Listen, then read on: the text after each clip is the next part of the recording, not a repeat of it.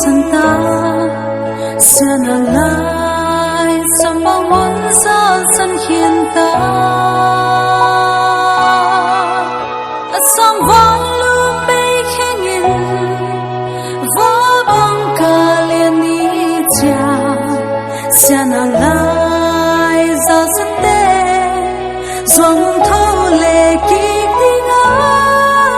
mel ki mu ki di lung dam mon khi nu ling mo mel ki mu ki di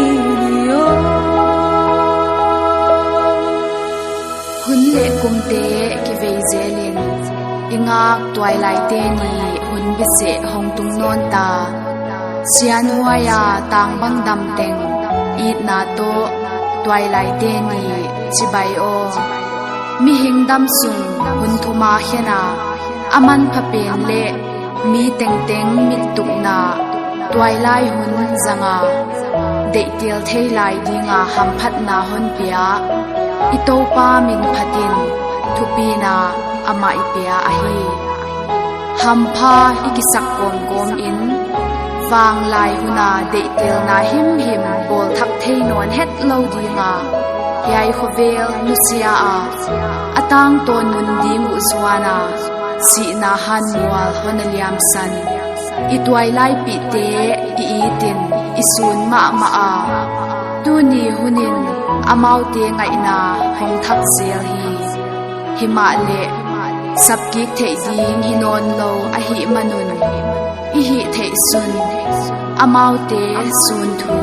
ipwang hi amau te kha khamwanga atol dang ding idu thu sam le ithum sakna a hi tamai hi gel thak di vo I twai lai zatam kha bang pham te lunggel di vo pa lai ni te mual khumin si na lam zuanin khaw bang chau hi amul kim hwai si na khut watin nang le ke chik chiangin hiai khovel a pan ahon kai hidia chi thei het ke ma le ham khat ve te hwai si na to ikimai to adinga kisikin omzia ane non het lo namun itung ding chi bel I thei chian ma ma hi tua hun mai tua dingin nakiman ta hia unaw